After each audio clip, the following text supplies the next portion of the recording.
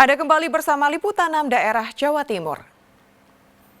Saudara Kepolisian Polrestabes Surabaya Rabu siang terus menyelidiki kasus persekusi siswa Surabaya yang disuruh sujud dan menggonggong oleh wali murid karena tersinggung dengan candaan yang dilontarkan ke anaknya. Ini minta maaf. Minta maaf. Ayo minta maaf dan minta maaf. Sujud. Sujud dan sujud. Dan apa-apa dan sujud. Seorang wali murid menuntut permintaan maaf karena anaknya diejek.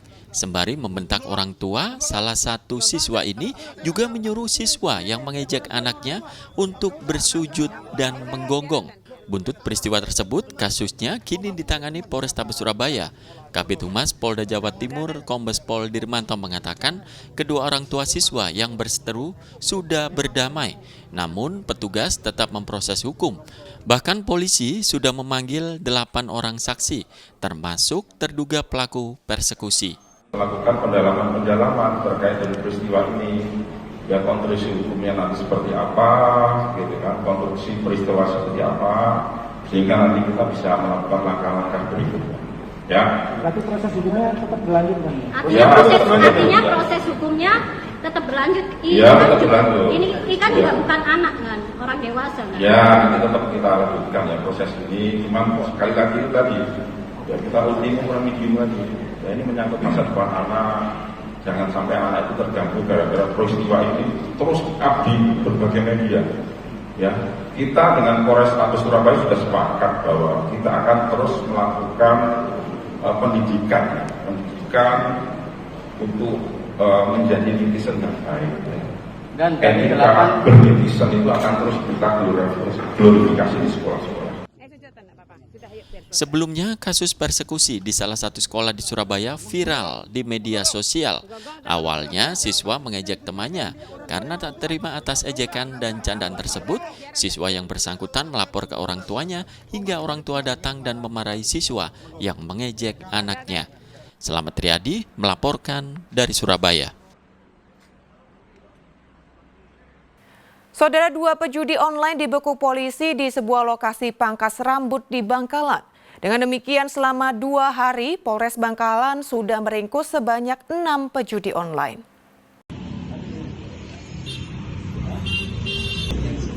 Satreskrim Polres Bangkalan meringkus 2 pejudi online di sebuah tempat pangkas rambut di Kuanyar, Bangkalan, Selasa siang. Jadi dalam 2 hari, sebanyak 6 pejudi online atau judol di Bangkalan sudah diringkus oleh polisi.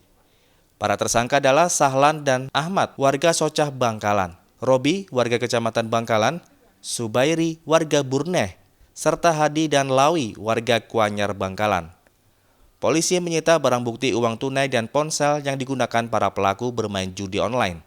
Para pelaku dibekuk berdasarkan laporan masyarakat dan penyelidikan polisi di lapangan. Perlu kami sampaikan ini terkait program 100 hari juga Bapak Prabowo Subianto, pemberantasan judi online. Ternyata di Bangkalan ini masih banyak juga masyarakat yang menggunakan atau pecandu judi, ya, khususnya khusus online. Dari sepanjang awal bulan kemarin kita sudah melakukan serangkaian tindakan penyelidikan dan alhamdulillah kita ada 6 kasus yang kami amankan sementara kan berproses selama 1 hari. Dan ini sudah menjadi atensi Bapak. Para tersangka dijerat pasal 303 KUHP tentang perjudian. Ancaman hukuman maksimal 7 tahun penjara dan denda 10 miliar rupiah. Kepolisian akan terus memberangus praktik judi online atau judol sesuai atensi Presiden. Salina Wali melaporkan dari Bangkalan.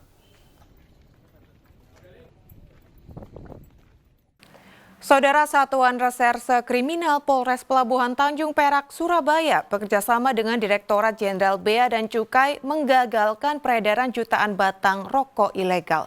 Barang bukti ini didapatkan dalam operasi yang dilakukan sejak September hingga awal November 2024. Sedikitnya 7.677.400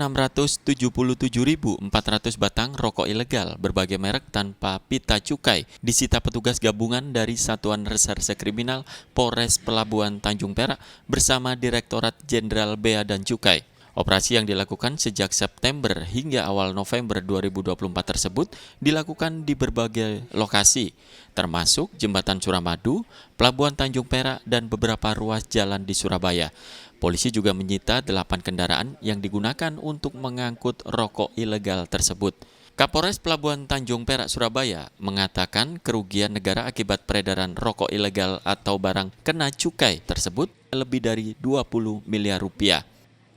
Isi maupun kemasan maupun pita cukai yang dipalsukan dengan berbagai macam modus dengan cara mengelabui petugas untuk mendapatkan keuntungan sehingga dapat merugikan pendapatan negara. Adapun jumlah keseluruhan yang tadi kami tangkap, yang kami amankan dalam beberapa kali kegiatan ini sebanyak 436.359 pack atau 7.677 batang 7.677.400 batang rokok. Adapun kerugian negara yang diperkirakan mengalami kerugian negara dari pendapatan negara dari cukai adalah sebanyak kurang lebih 10 miliar sampai dengan 20 miliar. Polisi masih memeriksa intensif sopir dan kernet truk pengangkut rokok ilegal untuk penyelidikan lebih lanjut. Slamet Riyadi melaporkan dari Surabaya. Gudang penyimpanan tabung gas LPG di Nganjuk terbakar, 2 orang terluka parah. Kami kembali dengan informasi selengkapnya sesaat lagi.